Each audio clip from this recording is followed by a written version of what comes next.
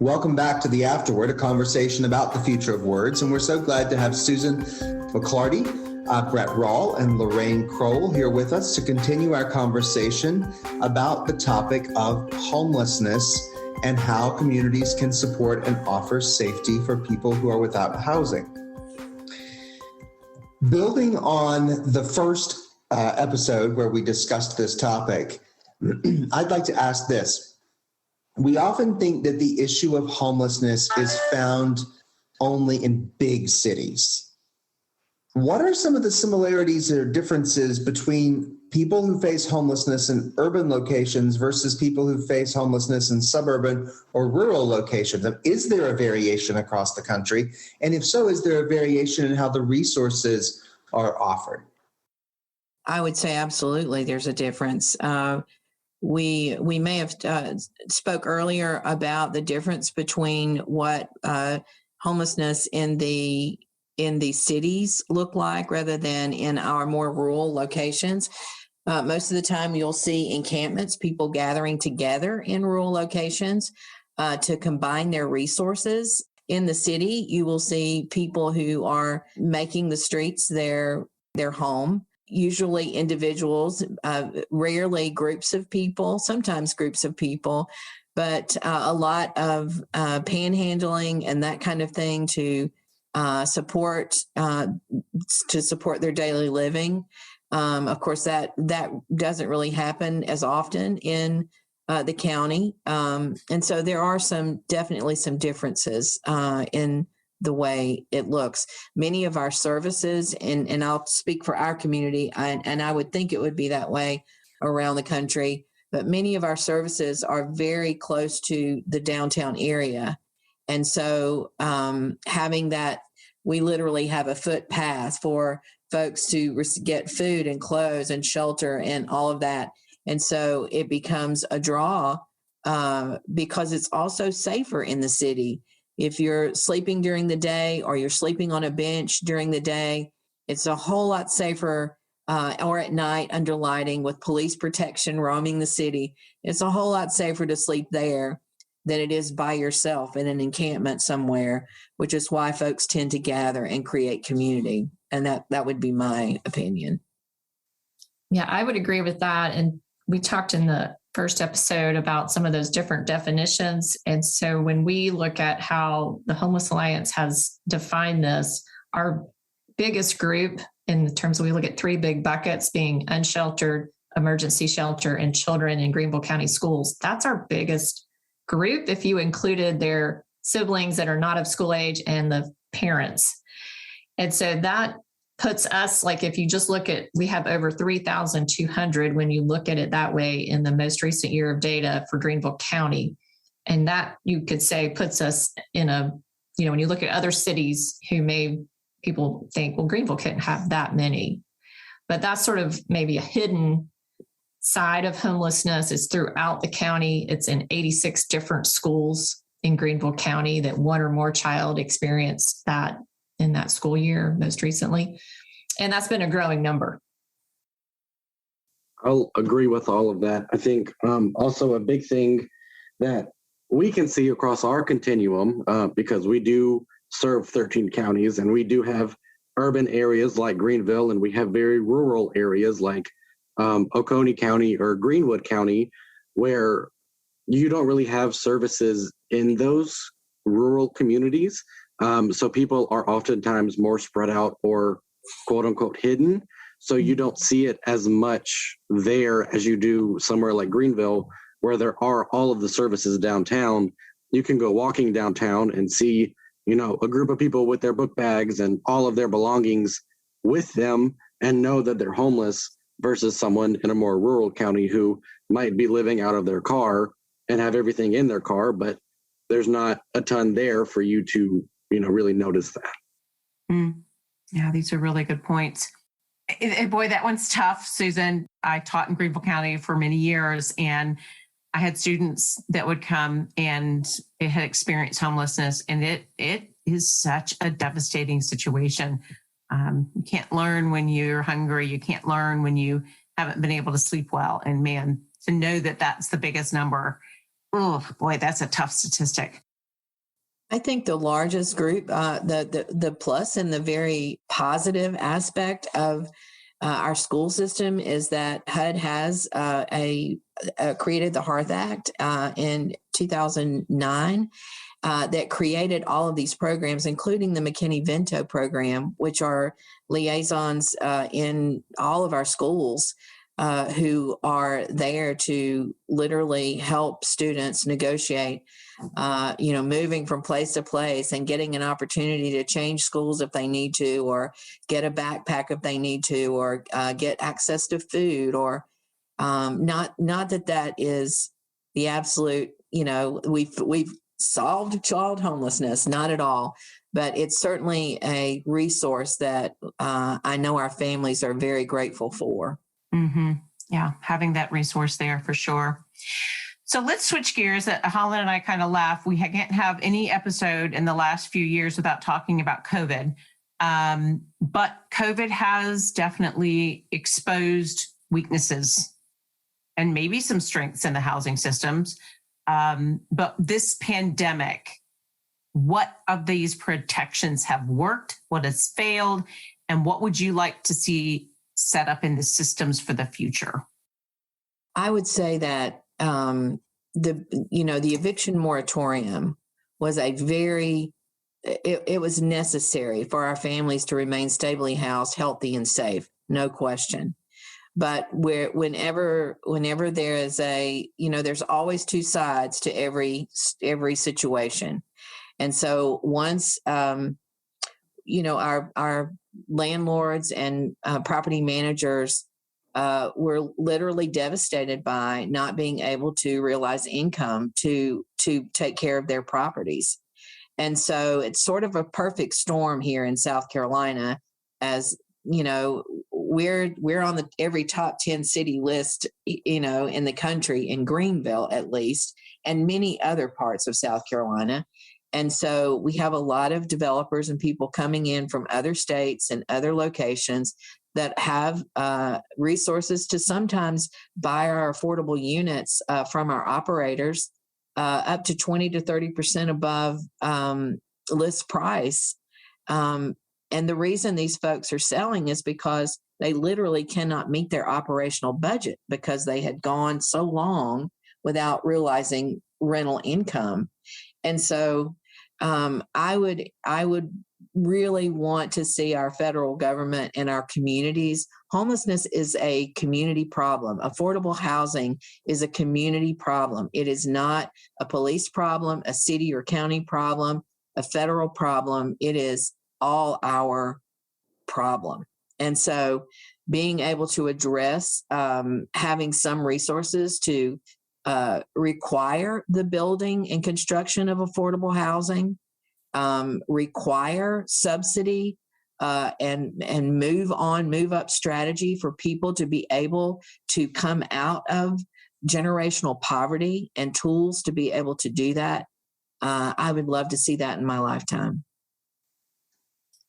Yeah, I would agree with that, and just share that, we were tracking a lot of what was happening across the country, and do want to give a shout out to the frontline service providers like United Housing Connections, but also our emergency shelters and others who, yes, they had to pivot, and they kind of had to put a lot of safety measures in place to keep their current occupants safe, especially an emergency shelter, but they did not close their doors. They actually did more, went above and beyond, so I just really have to commend all the organizations on the front lines, because in many cities, you heard about closing, and we didn't have that in Greenville. And, Lorain can speak to a really great collaborative work that resulted in a quarantine shelter. Yeah. Literally our United Way, our emergency management systems, our hospital systems, UHC as the housing and urban development, sort of collaborative applicant, we all came together and said, okay, what's your expertise? What do you do? What do you do? What do you do? Can we bring all these resources together to address this situation? And we really, I think, did a phenomenal job in putting resources out there as quickly as we possibly could.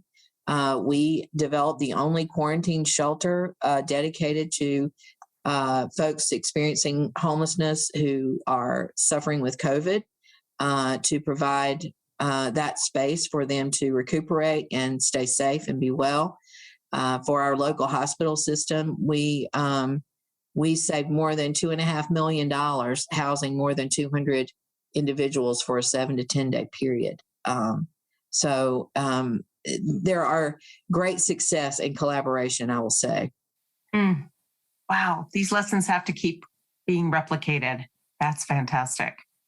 Brett, you have anything else you want to add? Yeah, I agree with all of that. And I've always said that in the nonprofit world, we make miracles happen with quite literally nothing. And I think COVID really proved that. I mean, overnight, we created programs to help people that we have never been able to impact before. I know at United Housing Connections, we had rental assistance programs and utility assistance, and we were even able to help get people into hotels and keep them in hotels, where that's not a world that we had ever thought about getting into, because we were in the world of housing those who were experiencing homelessness, not keeping people housed. So it was quite literally an overnight thing. We all had a meeting one day and said, hey, we need to make these programs. How are we going to do it? And 18 hours later, here we are with 3 brand new up and running programs. So I think it's really shown agencies, and I hope that it shows our communities, that we are able to do all of these things that that we can when we have the funding and when we have the space to do it and the need for it, and kind of using that as a platform to get more funding and more awareness out there. Excellent. Okay, a little silver lining. I'd like to go back to something that we talked about some in the first episode, and that is encampment sweeps. Do you all have some experience with that? And can you tell us a little bit about the outcomes and maybe some alternatives? Susan, you take this one with the tent city. Sure. Thank you, Lorain. So we do have some experience. That's how the idea of the Homeless Alliance formed back in 2014, when the Greenville News did a series of articles. People who were living under the Pete Hollis Bridge at that time actually attracted people like us here, who could bring resources. And so it started off with small things, water, food. It grew to Christmas trees and TVs to watch the Super Bowl. So well-meaning Greenvillians just went over and above, wanting to be helpful, but it turned into what is called toxic charity, which meant, sort of like Brett referred to earlier, often encampments are small, people are living there peacefully, and, it's a community. But when these items kept coming, it attracted and made this particular small encampment that was peaceful swell to over 100 people from about 20 originally. And some of those 20 who were peacefully living there ended up in the hospital. And when that happened, law enforcement was involved by that time. And so it was a coming together of the city and the county who said, we're going to have to close down this encampment. But that led to improved collaboration with the city and the county and our frontline service providers, as well as local philanthropy and others who wanted to help put money into a single pot that could then look at individual situations and help move them out from under that bridge into something appropriate and better. And long-term stability was the goal for every person who was moved. And they were given time. It wasn't like, boom, you're here, you're gone tomorrow. It happened over months, and that really showed many the power of coming together and what is possible when we don't do the sweep and just think if we move it, it's going to make things better. Yeah, and I would add that, I think that is the way, as service providers, city, county, all of our responders, we look at, in our community at least, how do we address this situation in the most humble, kind, and dignified way to help people find a solution rather than just, we're going to gather all this up and you're just going to have to just move on and good luck. We just don't approach it that way here. And I'm proud and grateful to be in a community that really tries to be as inclusive and helpful and supportive as possible. Wonderful. I mean, that is, as heartbreaking as these stories are, that collaboration piece is very encouraging. And again, to see that this alliance kind of was birthed out of a need, if you will, is very supportive. Thank you. So we've talked a lot about some difficulties that might be hard for our listeners to hear, especially if they've not lived or been around in that world. They don't have that frame of reference. So would you each share a story or reflect on how a program that you've been part of or an intervention that you've used positively changed an outcome who is experiencing homelessness? Well, I will say that we can, and Brett, if you're welcome to take it, if you'll take one, if you like, because in 10 Take, they have many, many stories. But, I'll just share that, we had a young lady come 2.5 years ago pregnant with a baby and living in her car, and through programming and all the supportive services, she now is last year purchased her own home, and through support services and many agencies and people coming together, creating community around her, she is now a very successful businesswoman and a homeowner. And so it does take a village. It takes a lot of people, but it can be done. Oh, I'll agree, especially through our coordinated entry system. I remember we had one client who she was a single mother with 6 or 7 children, and they were living in their car and quite literally had nothing. And we used we call it the Housing Determination Committee meeting. So we have a group of service providers who meet every Friday to case conference these tough situations and really come together to come up with creative solutions for anything and everything. So through that process, we were able to get her placed into one of our housing programs and kind of get them stabilized through that, give them connected with a voucher, and kind of move them on into that more long-term program so that way they could be sustainable with their income, get connected to the programs and services that a family of that size really needs in order to be successful. Yeah, I'll jump in and share that as the Homeless Alliance, we're a convener and trying to bring together everyone who touches this issue. But we did have a chance right as I started in this position in 2018 because of the issue of the children to put together a small pilot. So it helped 10 families. And what was really great was just seeing how excited and it brought together about 16 different types of partner organizations, from the faith community to the city of Greenville to the Housing Authority to United Housing Connections and to our frontline service providers. And there's several stories in there, but one in particular is Roberta. And we featured her recently in our report. And I think when I said resilience in the first episode, she's truly someone who shows resilience and also entrepreneurship. So she not only navigated out of homelessness after experiencing a divorce and her husband leaving her with, like we talked about, bills that had to be paid and, not enough money to do that. So she and her daughters came through that experience with the help of United Ministries, but she launched her own business, realizing that it's hard sometimes to find uniforms when you're in the cleaning industry. And so she started making uniforms to size for women working in that industry. And she's been so successful at it that she's had women working now in the healthcare profession say, I also have a hard time finding the right size uniform. Can you make it for me too?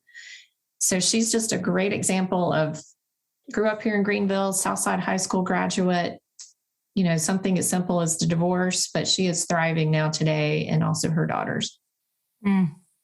These are wonderful stories, and I hope that we can continue them. I am hearing a little bit, I'm reminded of that first episode where we have funding, we've got support, but we don't literally have housing. We literally do not have a place to put them. I'm concerned a little bit about that, Lorain and Susan and Brett. Like, what can we do? I would say on a a level to advocate, locally with your, with city and county councils to say, if you don't have a housing fund developed, you need to look at that. The other thing I would say is housing subsidy is another huge gap for people who can't afford units. And then to have our cities and counties provide incentives, developer incentives, to say, developers, look, if you'll dedicate X percentage of your units to low-income families, we'll support that effort in whatever way. And there are many ways to do that. There are many models across the country and just sporadically where municipalities have come together with developers and private donations and funds to say, we're going to address this issue. And that's what it's going to take, a multi-pronged approach. I think one thing that is simple for most people to do, but it's voting. So voting in your local elections for, the people on county council who are trying to prioritize this and, getting connected with those people and having your voice heard. And I think that's something that a lot of people don't really think about, especially with topics like this. I mean, you think that you're just a normal everyday person living your life, doing your normal everyday job, and you have no way to impact homelessness, housing, or affordable housing, anything like that. But voting is definitely one of the biggest ways to impact anything that you're passionate about. Woohoo! Well said, Brett. Definitely. And we, as the Homeless Alliance, work with policymakers and the community. So we hope that, people who are listening will, especially if you're in Greenville County, please follow and, reach out to us. We issue what we call action alerts. And so if there is something where we need people to show up and you're able to, or you can send an email ahead of time to the policymaker, that's a role that we, believe is making a difference. And we're have an advocacy training academy. So if you feel like you don't know how to show up at help in these public meetings, that's what we're here to do, is train more advocates. And so we hope, again, by following us, you get that invitation to attend that at no charge. And, it really makes a difference too, besides the voting. If you just sit down and have a conversation with your local elected officials and share, why is this important to you? Often people show up just when they're angry, but if you have that conversation and really build that relationship, then when they see you, maybe when the vote is happening, it's going to make a difference too. Excellent. Thank you all. Yeah. And we, one other option, I guess, we develop affordable housing, and we develop, United Housing Connections does, and we develop connections and funding streams for developing affordable. So if there's anyone out there that develops property and would like to know more about developing affordable housing, we'd love to have that conversation. Yeah, we're going to be making sure we connect every one of your bios to our show notes as well for our listeners. We have one final question before you go. We've talked about your stories, personal stories. We've talked about the vocabulary. We've talked about research. Now let's illustrate it just a little bit. What's a metaphor to help us understand the issue of homelessness? For me, it's going back to what I said in the first episode and this episode, is that everybody is one situation away from this happening, whether that's loss of income, loss of family members, domestic violence, things that could be outside of your normal control, and not just, keeping that image that everyone out there is, on drugs, or they're violent, or they're getting kicked out of these programs, but they're everyday people that might have one bad situation happen to them and subsequently lose everything that they've ever known or had. Yeah, and I would say, just to put that in a box, as I said in the first episode, homelessness is absolutely not who you are. It's where you are in that moment. Homelessness should not define an individual. We should not allow that to be even a possibility. Yeah, and I'll just jump in to say that an ignited community can solve homelessness. We believe, as the Homeless Alliance, it is solvable, but it's going to take an ignited community that comes around this, locking arms and just saying, we will not, this is not the community we can say is a high quality of life if we're not all able to have access to that safe, stable home. These are wonderful. Lorain, you said it earlier, this is a community problem. Yeah. Excellent. Thank you all so much. All right. Before you go, Susan, where can folks learn more about your work and connect with you? So our website is a shortened version of Greenville Homes for All. So it's GVL, HOMES, the number 4, followed by the word all, ALL.org. So GVL, HOMES, the number 4, ALL.org. Okay. And that's the best place to find out more about what you're doing.